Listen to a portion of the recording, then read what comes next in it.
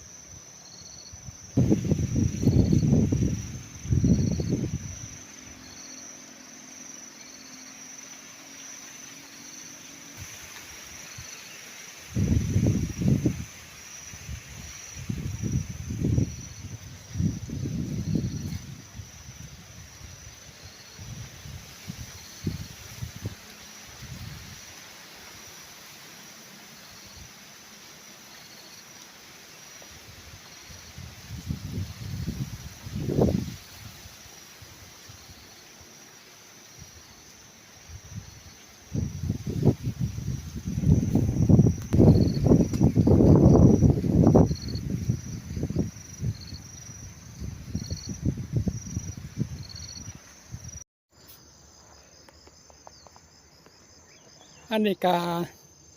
เป็นมักเดือยเนาะมักเดือยคือกันนะครับมักเดือยรุ่นน้อยเด้อพี่น้อยก็รุ่นน้อยเนาะนะครับอันนี้ก็ถือว่าเดือนธันวานะครับก็เก็บเกี่ยวเนาะนะครับจะเห็นว่ามีสีกำพี่น้องสีกำกับมีนะครับกาส่วนมากเป็นดินภูเขานะครับปลูกดินภูเขาเนาะแต่ว่าปลูกยังก็งามเนอะดินทางผีนะครับปลูกยังก็งามบ่สูงกับเม็ดค่อนข้างจะดกอยู่เป็นหลายจับหลายอยู่นะครับแต่ละปีกาชาวบ้านก็มีการพากันขุดมีการขุดดินสมแปลงทางเพื่อตกหนาแรงมากจะได้เอารถมอเตอร์ไซค์หรือว่าขี่รถจักรนั่นเองขึ้นมาแก่ขึ้นมาขนเป็นเข่าเป็นมักเดือยนะครับนะต้นเตี้ยๆนะต้นเตี้ย ต้นเตี้ยกับดกคือกันพี่น้องดกพี่น้องตัวนี้จะเป็นสีเขียวเนาะสีเขียว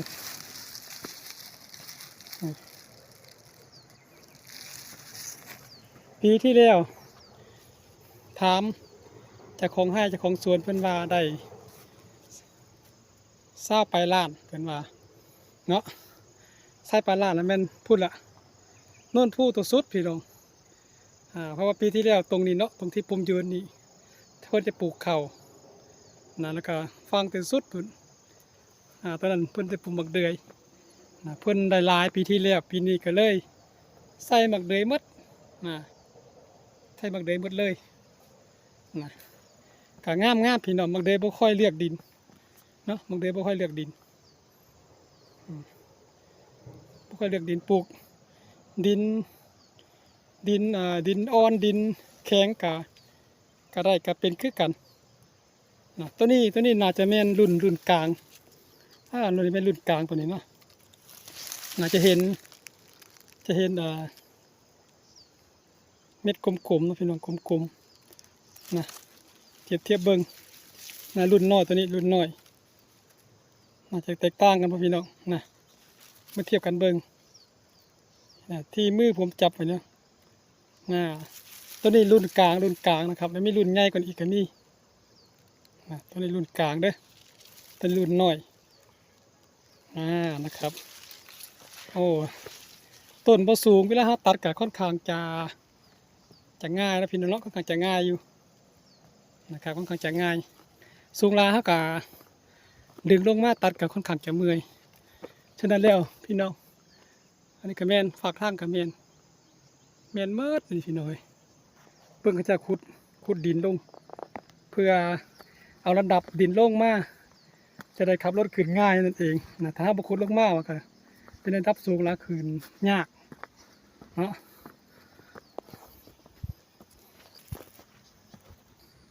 อันนี้ก็เป็นทางแยกเข้าไปสวนตรงนั้นนะก็เป็นเทียงปีที่แล้วเพิ่นเนาะจะถูกจะห้างแล้วนะครับโอ้ยตาสะอ่อนดินทั้งนี้ดินงามพี่น้องเลยให้เบิ่งชัดๆเลยพี่น้องเบิ่งนี่ตาสะอ่อนถึงว่าข้าเจ้าเนาะดินผู้ข้าเจ้าก็มาเฮ็ดนะเพราะว่าได้ผลผลิตค่อนข้างที่จะดีเม็ดก็จะตึงนะแล้วก็ปลูกที่ว่าอากาศค่อนข้างจะดีแล้วก็เม็ดก็ค่อนข้างจะตึงดินงามนะครับจะเป็นดินแดงแล้วดินเอาพงๆแล้วผสมกับหินเฮไปนะครับเป็นป่าที่โบแก่เขาเจ้าเฮ็ดได้หลายปีแล้วนะในการฝนตกเนาะฝนตกแล้วก็เป็นห้องน้ำก็ไหลตามร้อยรถเนาะนะครับก็เป็นลึกแบบนี้จากนั้นพ่นจะผ้ากันแปลงผ้ากันสมทำมันดีกว่านี้เนาะนี่ละแมนเมิดพี่น้องเลยนี่ก็แมนเนาะถนนหนทางอีกจังน้อยจะได้ย่างไว้ตรงนั้นแหละนะความสูงพี่น้องบ้านบ้านเซงนี่ขึ้นแต่เขาพี่แต่เขาเนาะออกจากเฮือนกันเป็นขึ้นเขาแล้วพี่น้องเลยนะ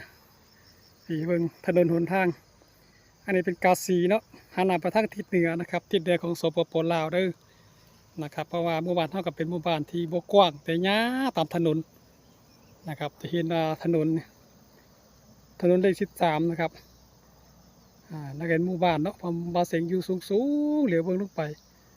จะเห็นว่ารถพี่น้องเห็นรถวิ่งอยู่ข้างล่างนะครับ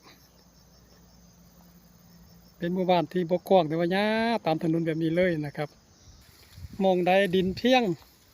ค่อนข้างจะงามนะค่อนข้างงามอยู่สังเกตว่าดินผู้กับงามอยู่กับปานแต่ว่าดินเพียงพี่น้องเบิ่งดินเพียงโอ้ยเวลาเก็บพี่น้องเลยสะอ่อนน้ำหนักน่าจะตึงน่าจะบ่ค่อยรีดเนาะบ่ค่อยรีดปานใดนะครับก็จะได้ราคาดีอยู่ได้ปีนี้เนาะนะครับปีที่แล้วเพิ่นว่าได้20 ปลายล้านเพิ่นได้ปีนี้เฮ็ดกว้างกว่าเก่านะครับกว้างกว่าเก่าจะเห็นเป็นก้อนพี่น้องเป็นก้อนอยู่ แต่ละปีกับราคากับบ่แตกต่างกันหลายเด้อมักเดือยบ่แตกต่างกันหลายนะครับแต่ว่าถ้าปลูกข้าวเนี่ยปลูกได้ปีหนึงปีที่สองแล้วก็บ่ค่อยงามปานใดแล้วนะเพราะว่าบ้านเฮาบ่ได้ใส่ปุ๋ยใส่หยังเนาะฉะนั้นแล้วใส่มักเดือยนี่เป็นที่บ่ค่อยเลือกดินปลูกหลายๆปีก็ได้งามทุกปีนะครับเอาคลิปนี้เอาซ้ำนี่คนเนาะพี่น้องเนาะบ่เสียงกาเอาออกไปน้ำแน่ย่างแน่เมื่อยเนาะเมื่อยเพราะว่าถนนหนทางก็ขึ้นผู้ขึ้นเขาแบบนี้แหละอีกประมาณชั่วโมงพอละชั่วโมงกว่าๆพอละจึงจะถึงเป้าหมายเนาะคลิปนี้เอาซ้ำนี่ก่อนเนาะเมื่อยน้ำนะครับขอบใจละลาเด้อสำหรับพี่น้องที่เข้ามาชมคลิปให้กำลังใจบ่เสียงนะครับ